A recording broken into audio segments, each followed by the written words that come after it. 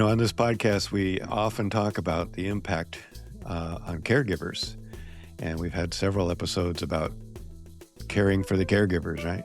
We kind of, because we wonder, what does caregiving really do to a person emotionally, and how do people continue after they've lost the person they've been caring for? In this episode, we get to meet Angela Nissel. She shares a really wonderful, deeply honest story behind her memoir, which I love the title of, Good Grief, Pass the Bread, Mom is Dead, where she explores the complicated emotional terrain that many caregivers quietly carry: exhaustion, love, resentment, humor, guilt, tenderness, and heartbreak, all existing at once and being held by those caregivers all at once. It's amazing. It's very complex and really fascinating conversation. Yeah, good.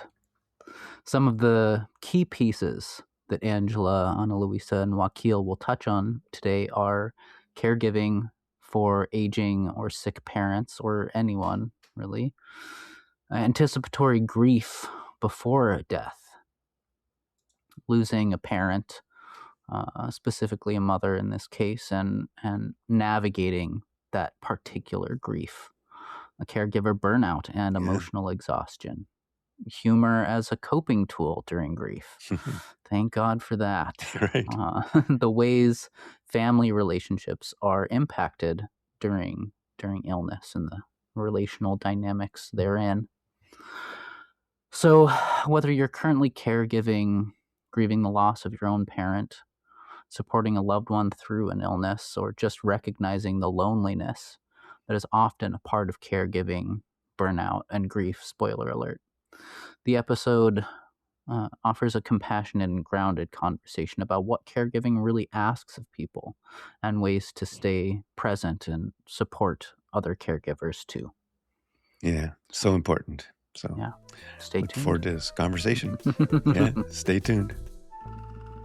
Welcome, everybody, and thanks for joining us today. We are so looking forward to speaking with author Angela Nissel. Angela is an award-winning author of 3 books, including the national best-selling memoir, The Broke Diaries, and her latest, which is what really got us interested in talking to her, called Good Grief, Pass the Bread, Mom is Dead.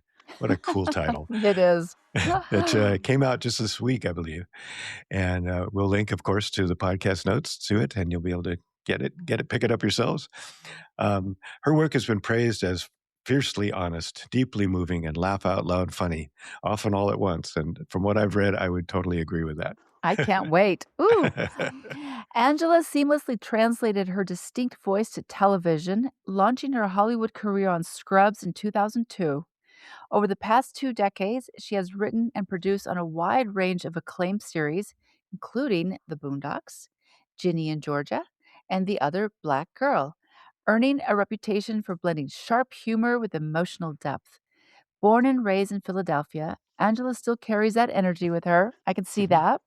Whether she's covered in dog hair at home or throwing elbows at the Goodwill bins in pursuit of a great find by the pound. Girl, I am your sister. Yes, ma'am. Wait, I saw your face when I said, oh, yeah, we got to talk. Oh, yeah. No, even better. Today is like large item pickup day in my town. And so on my dog walk, I picked up a vintage chandelier that I hauled home. So. Wait, girl, I got a whole patio set last week. Yeah, we're sisters. I know. Right, I see you. All right. All right. I'm going to be very careful not to go thrifting with either of you. I think I'd be the elbows, Yeah. Well, then, yeah. I'm not an elbow gal, but you know what? The mystery provides. That's all I have to say. Yeah, yes. It really does. The Goodwill bins are a different breed of thrifting, I'll say. Sometimes it gets rough in there. I don't do that. I'm like, you really want this now? Thank you. But tell us what inspired your work and the desire to share your stories. Tell me more. I wanted to share my story because nobody, not even my mom, who's an RN and should know about life and death and all the illnesses that come between, prepared me for her own death, or even brought up that she might die one day. You just glide through. I mean, and in my telling of the story, I found that a lot of moms do this too. And my mom hid her breast cancer from me. So you talk about, Wow. yes, it was, I mean, hid it physically, covered up her, breasts where they used to be with scarves and just Mm.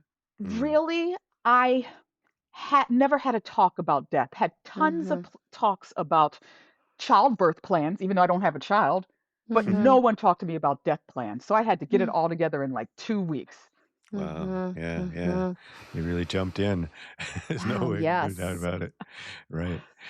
Well, that's great, and I thank you for sharing that. And just to say, when I was looking at the excerpts I got to read, that it did sound like just all of a sudden you're in it, you're in the middle of it, and now you've got to figure out how to be a caregiver, which we talk about a lot on this thing. Is that caregivers are working hard, and not Mhm. to have any way, not to have guidance, or nobody tells us about how do you do that, right? It's like it is. There's not really any good books about how to be a parent either that I found, although maybe a few, but no, the kids don't never generally come with a book. But yeah, jumping into the work of taking care of somebody who's dying is just incredible. First, that you did that, and second, that you did it without any kind of um, training, if you will, or conversation beforehand. And all we want to do here is talk about this stuff, so we talk about it all the time. So Yes. yeah, It's, you know what I think, even with, because I've become weirdly too comfortable with the end of life now. And like I right. talk about things and people will be like, Not oh, weird. Not okay, weird. thank you. I was like, again, found my people. But That's right. and so even now when I talk to people who, because I lost my mom when I was 35 and now I'm 51 and a lot of my friends are starting to go through it. The Hmm. Mhm. things that we read about caretaking are very, you should make sure you have this set up, make sure you have that set up, but not about the emotional weight and Mhm. how to just be present with someone when they Mhm. Yeah. are at the end of their life or when they are very ill. We make it, at least the things I read, made it more of a checklist than just to Hmm. love up on each other and be there and Right. listen to each other. And I think I Uh, fell into that a Yeah. lot too. yeah, yeah. I mean, that's Well, one way of coping, I guess, is to just Mm. have the checklists. But yeah, I love that you're bringing up how important it is to be present, to be human right. with each other. Can Well, you and I share? Oh, go ahead. Go ahead, oh, I was Annalisa. just gonna say, it's we used to learn all this from our family members when people died in house, Mm-hmm. and there were conversations about the aunties and the uncles and the grandparents, right, or the neighbors, and Mm-hmm. so people had the kind of the ancestral knowledge of caretaking at the end of life, Mm-hmm. caregiving, not Mm-hmm. taking, caregiving. And now we are in this culture of both get the checklist, do the checklist, but kind of divorce yourself from the emotional weight bearing that you're Yeah. doing. And Yeah. so I really am curious about this, like the checklist piece, because it is a thing people like to do, but it's not necessarily, it doesn't have the gird, the weight of what Yeah. you're actually doing. Yeah. Yes, Yeah. for me, I have spent my whole life as a checklist girl. And I Mm. remember when my mom, just how I was raised, make Mhm. sure you work hard, work hard, you'll Mhm. receive. And well, that wasn't true, but Right. Right. but so I just thought, I'm going to be the best caregiver. I'm going to read what I can. But then I remember the hospice worker telling me, your job is to just be her daughter. And Mhm. Mm. that blew my mind because I honestly didn't know how to do that. Mm-hmm. Right. What does that mean? And my mother was a very old school mother where children stay in their place, and there's no way I'm going to let you wipe my behind, I don't even Mhm. want to wear a Mhm. diaper. So Mhm. I just had to do things like I would walk around with my pants down so she could see my butt. So she wouldn't Mhm. like, it's just a butt. We all have them, Mhm. there's no Mhm. shame in letting me do this. Yeah. And having to think on the fly about how to give my mom, very to herself person, the best care I could. And Right. the hardest thing weren't the checklists. I could call the credit card companies, I could call and make her appointments and all this stuff, but learning how to deal with an individual personality that doesn't want to be taken care of. Mhm. And Mhm. teaching her Yeah. that there's no shame, that I actually, when I tell you, And this is where I say that people think I'm weird sometimes. It was hard taking care of her. It was hard. It Mhm. consumes your life. Yeah. Yes. But the moments we had are some of my best memories with her. Instead Mhm. of us both working and calling each other just to catch up on work and things that happened at Mhm. work, that was our life before Mhm. she got ill. Mhm. Mm-hmm. That's Huh. beautiful. Yeah, I love that. I think the other thing that we are what's lost in our culture is that community, that sense of community and village. You know, like you're saying, Mhm. in normal and in the days before capitalism and patriarchy, you know, and all this stuff that's created this separation, this sense that you Mhm. got to take care of yourself and isolation. Mhm. We talked to a man from Africa who said, when somebody dies in a village in Africa, the whole village comes together. Mhm. The whole Mhm. village knows about it, right?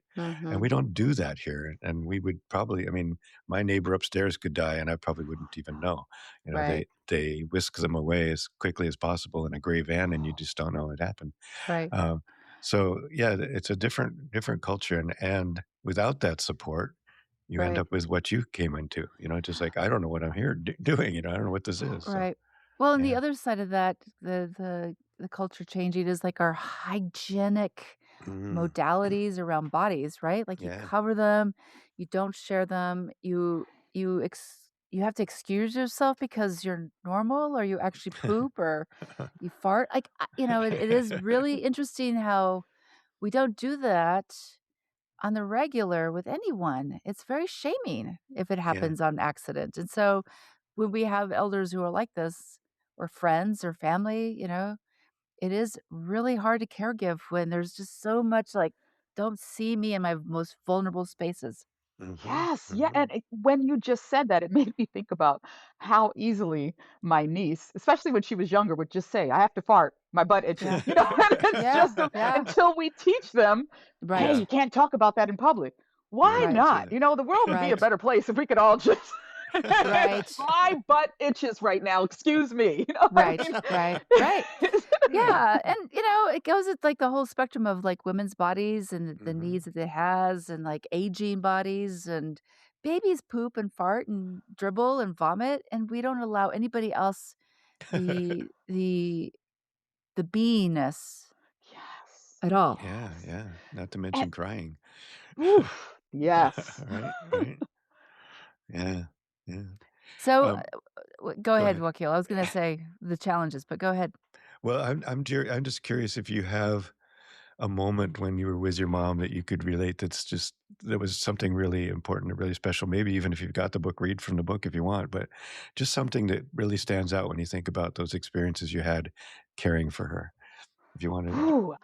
The overall thing that stands out for me is just the moment when I earned her trust that Mm. I, because again, she probably just looked at me like I wanted to drop out of high school to become a rapper. So she already had her, like, I don't know about, if you can do this. But just I remember giving her her medication, making sure she got it, Hmm. and giving her whatever food she wanted. I feel like she kind of would tiptoe into what she wanted. And then one day she told me, I want some cheesecake. And so my mom is not the type of person, cheesecake is expensive, That's so, but I rushed out and I got her that cheesecake. And Mhm. just the greatness, the gratefulness, and the look up. And she'd said to me for the Mhm. first time in my life, she said, "Wow, you really do love me, don't you?" And Oh, right? I thought, and I wow. thought, of course I love you. Mhm. Of course I love you. But Mm. the look when she said it, like, Yeah. and I realize now after talking to other parents, parents always don't think they did a good enough job. And Mm. that to her saying that wasn't that I'd never showed her I loved her before, but just she did a good job. She could take it in. She could see that I could be a caregiver like Mhm. she was her whole life, and it just Mhm. Right. filled me with such pride thinking about that. Like, of course I Yes. love you. Thanks for letting your Yes. guard down. Like, oh, just the love that was in that room the whole Ugh. time that Yeah. she was sick. And the ability to know that our bodies with the poops and the farts, they're just a shell. There was nothing else that taught me that more than just sitting there Oh, yeah. because she was the same person and the energy in the room was always the same, whether she could talk or walk. And so I thought, wow, life is such a gift, but it's not all there is. And I had never Mm. thought about that until my mom got sick at all. Wow. Yeah, yeah. Yeah, it's actually kind of I love that moment that was so critical for your story making in that the eyes of love showed up towards you, Mhm. whereas mothers, parents usually do that towards their babies. Like we do what we can in those owie moments to like show Mhm. up with those cheesecakes, but the reciprocity isn't necessarily considered as we age, right? Like somebody would show up as I really think that is key to understanding how we transmit, as we age. There are younger people, there are our children who will be transmitting the skills that we've used on them. So Mhm. Yeah. you Yeah. love her. Yes. Yeah. She And loved you.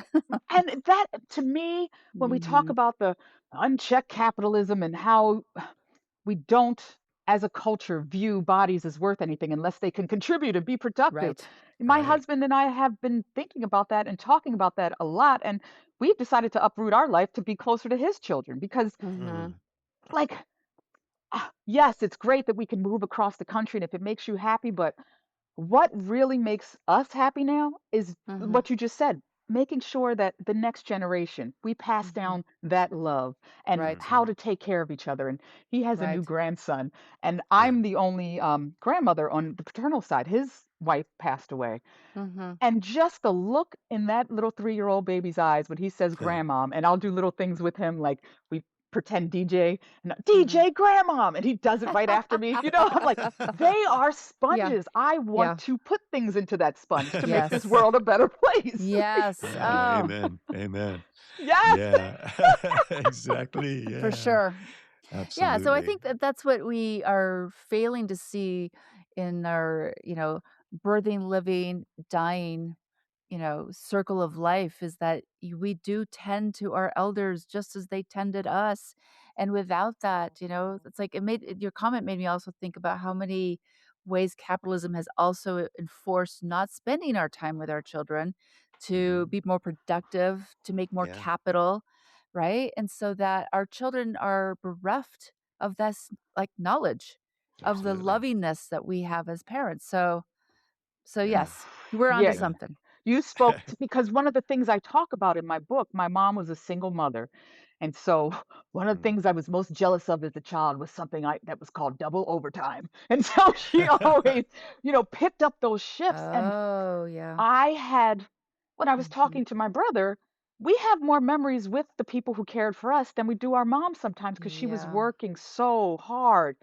And I honor that that's what she felt like she needed to do and probably did need to do in our Right, society. right, Yeah. right. But I've also thought, how much is enough for me to live on? And that's why we're Mhm. moving to Minnesota because it's much cheaper there. But it's I don't want anyone I love to look back and have to search for memories of me because I was trying to get more and more so someone could have to Mm. clean it all out when I die. Like That's no, right.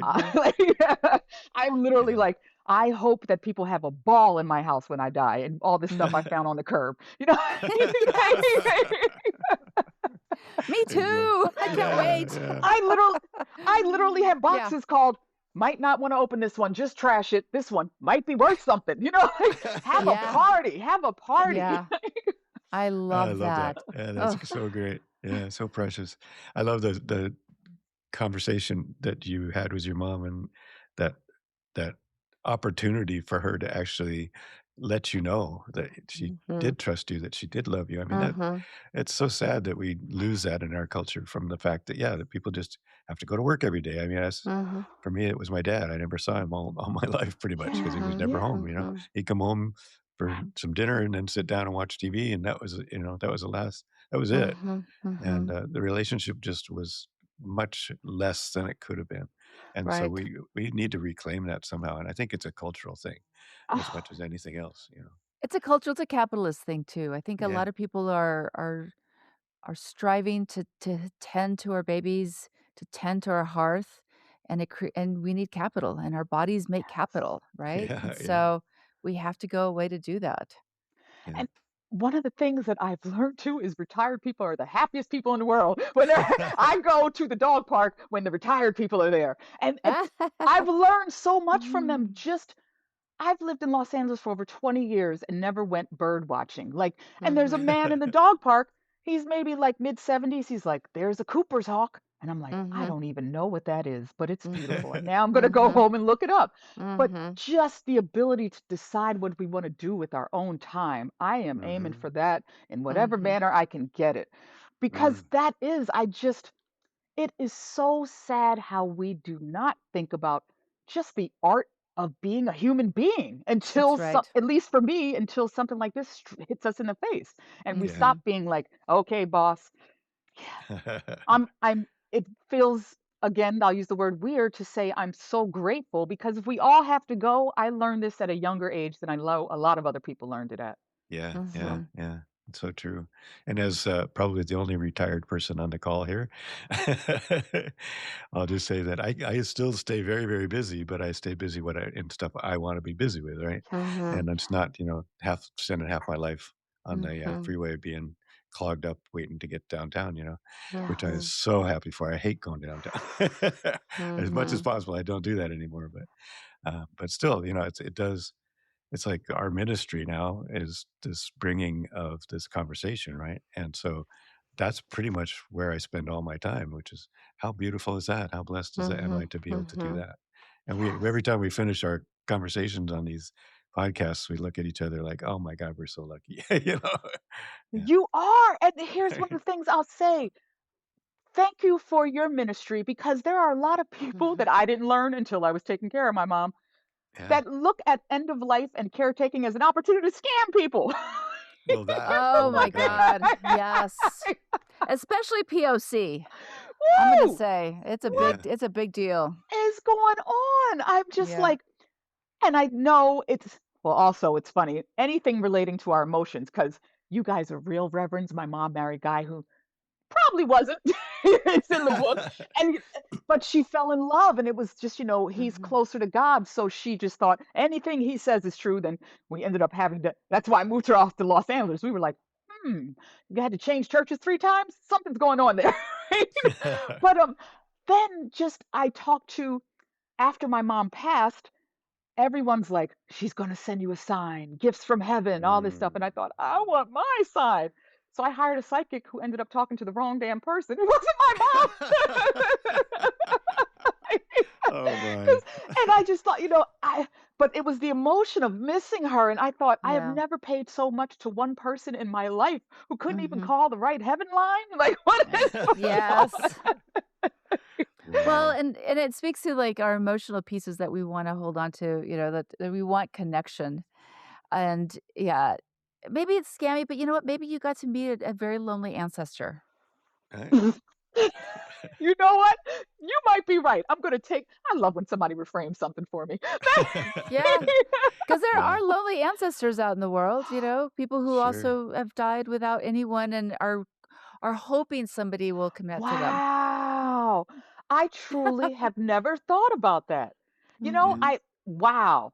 And wow. No, you just blew my mind with that one. Thank Yeah, you you. might have to go back and reach out again, right? You know what? Say, I've learned to just do it on my own. I'm That's like, what there I was you gonna go. say. You don't have yeah. to you could just like write it down on a piece of paper and put it under your pillow for Yes, for and just dreaming. Yeah. talk to them. I talk to her every morning and I write Yeah. in my Mm. gratitude journal, and I get it's funny when you try to force a sign, I think, at least in my experience, and even this is what the psychic who talked to, again, we're going to reframe it, talked to a lonely ancestor, because I love that, told me you can't expect people to be in the afterlife what they aren't in life. Right. So it's like, Right. Mm. if my mom was reserved and shy, all of a sudden I'm not going to get the mom who's turning on and off the lights and makes birds fly That's into the house. right. Yeah. That's right. So maybe your mom was like, "You go talk to her."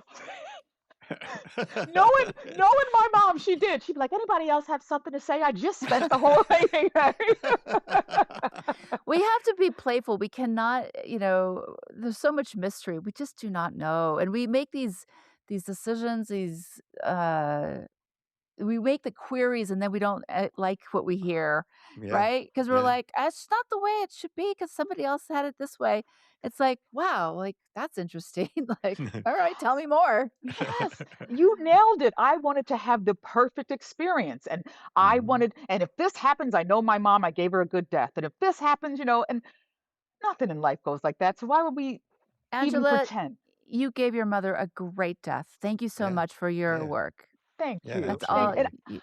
I mean, and I know I have my death plan now. That's how I want That's to good. go, Yeah. surrounded by love. I think Mhm. Yeah. the worst thing in the world would have been to get a phone call, your mom has passed. I mean, to be by somebody's side when Mhm. Mhm. and to also see what she saw. My mom was very religious. I'm not quite as religious as her, to put it mildly, but to see that, and I'm sitting in the room that she passed away in, to Mm. see the room fill up with love and to see her talking Mhm. to people that you can't tell me those people weren't there, whoever she Mhm. was Yeah. talking to. Mhm. Mm.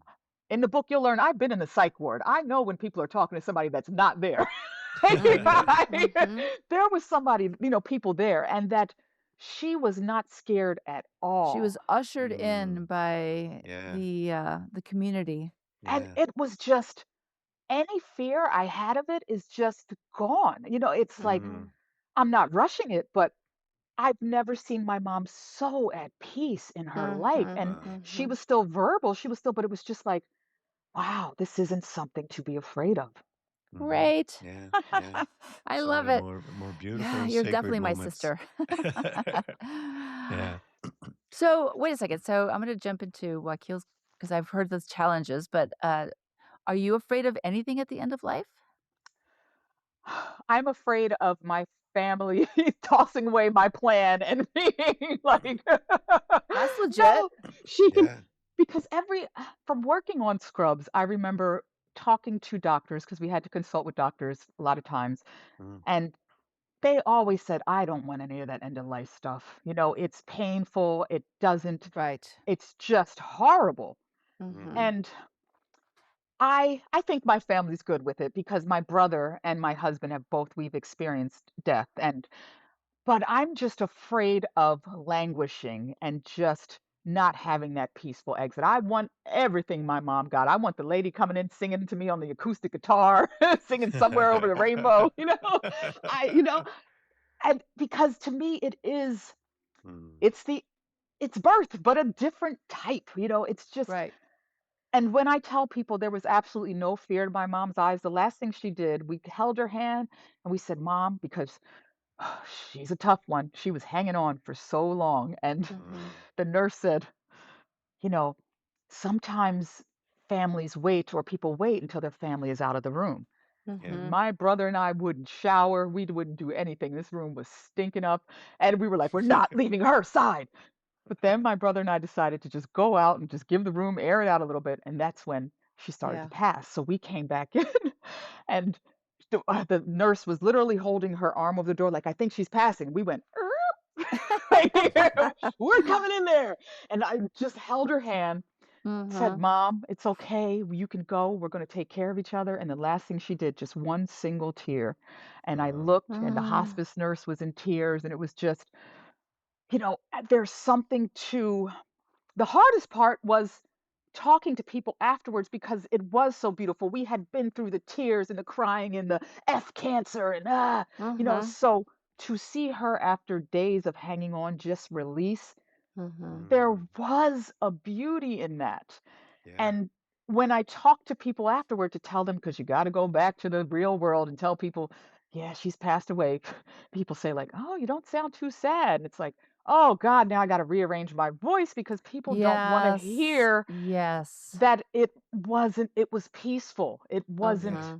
Mhm. like I write on TV. And, there wasn't like, Mhm. ah, or just, it was Mhm. peaceful. And people were not prepared to hear that. Yeah. Mhm. That's so true. Yeah. Wow. Like it's always treated as a tragedy and very many times is actually very beautiful and sacred moment. So Mhm. And Mhm. I love like that. you I love said, that you're making that point. Yeah. And like you said, it's couple generations ago, it wasn't like this. I've heard people say, I would never buy a house where someone died. And well, you better not buy a house. That was like, we gotta, Yeah, exactly. yeah, I'm like, I actually would like to have a house that someone felt comfortable enough to have be surrounded by love and Yeah. died in, you know? Rather buy a Yeah. house where someone hated each other and like, that energy's Yeah. still in there. Yeah. Oh, so true. So true. So Ah, well said. Thank you. I thank love it. I love it. This has been so fun. I guess, is there anything that you wish we had asked you about? And yeah, actually, the other question we always love to hear from people is, how do you resource yourself? How do you take care of yourself when you're dealing? And while you're doing this with your mom, were there times that you just felt like I need to just go take a walk or hug a tree or kiss my dog or whatever? What kind of things really help you get through? Because so many people, I think, benefit from hearing how this yes. works. I would say, and I didn't do this well enough because I am my mother's daughter. Make sure that your friends are prepared for this and don't be afraid. If there's one time in your life you get to tell people, I don't need that, I need that, just bring me over some food. Don't ask me Mhm. what type of, just send me a Right. Yeah. DoorDash gift certificate. Right. Please don't ask me what I need. Just do the basic human things food, water, Yeah, hugs. Mhm. yeah. Wash the And dishes, right? yes, Yeah, exactly. If yeah, someone had a came over and washed my dishes again, I didn't let people because it was you got yeah. to do this by yourself. But just those things, be prepared, get your boundaries straight before you go into this job. Mhm. And Mhm. that So would be true. my number one. And if you can afford to have any help, I was so lucky that by the time I got to caretake my mom, I did have a hospice nurse coming, even though I fought that coming in for a few hours a day and just Mm, knowing that someone else was there who would take care of her probably a little better medically, in terms of like making sure she gets her medicine right on time, knowing things like her eye, when it splinches up like that, it's a little bit of pain, having someone there you can trust just meant the world to me. So I could go outside for a little bit, mm. even though I didn't want to ever leave her side. Mhm. Yeah, Mhm. yeah, so beautiful and so important. We talk about that a lot, how many people don't take advantage of hospice until it's like a week left, Yes. And Yes. you could do 6 months or a year or 2 years or whatever. You can have that kind of loving, compassionate care for a long Yes. time. Yes. And a lot of people don't use that. So yeah, thank you for Yes. sharing that. That's so important. Thank you. Yeah. So, what do you wish we'd asked you? I enjoyed this conversation so much. I really, there's nothing I wish you had asked me because I feel like I might Well, spoil the book. no, no. Okay, all right. So don't spoil the book. So, are you going on tour? Are you doing a book tour? Yes, yes, we're Are just you, getting some dates up. If people are on oh, good. Instagram, I literally have to make the graphic of where the dates are because Okay. my last book came out about 15 years ago, and it's whole different, like it's a whole different Yes. world. We had tons of Barnes and Noble back then, and now it's like Yeah. Yeah. there might be three in the country, Right. So Right. Well, it's let's see if I can help you come to Denver. I know some folks Yeah. who own Yeah. I bookstores. would absolutely I've always wanted to come to Denver, to be honest. I would absolutely love it. I would All love it. right. Yeah. I'm going to Yeah. see if I can reach out to a Okay, bookseller. thank Yeah, you. we got some great bookstores in Seattle too that we'd love to have you come to. We'll, Oh, Yeah. yeah, anything. You guys, I'm that there. would If be you awesome. thank you. Yeah, and we'll post that link so people can find you and and keep track of that, so they can find Yes. out if you're coming to their story, That's Awesome, right. awesome. to their story. Do you Yeah, guys want me to read the poem my mom wrote? Yes. absolutely, that would be Awesome. lovely. And here's what the thing is. She wrote this when she knew she was going to die, and Hmm. this affected me so much, and whenever I read it, it just reminds me that this is not the end. It's Mhm. Mm, called Places. It's in my book Mhm. too. hmm. Sometimes we wonder why a loved one is not allowed more time with us on earth. Sometimes we wonder why they are taken to heaven before us. Could it be that their energy is used to open the windows of heaven so that Mm, blessings can be poured out onto us? Could it be that their creativity is used to design imaginative dwellings so that when we get there, we will have comfort?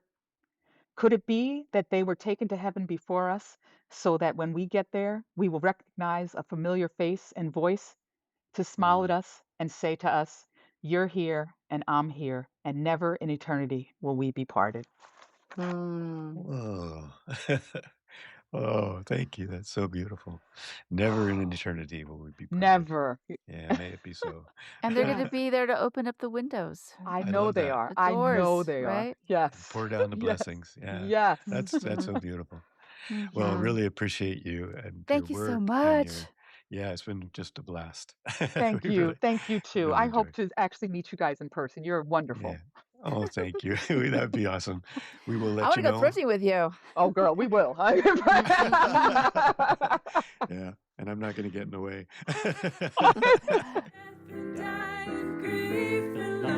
Conversations about the end of life.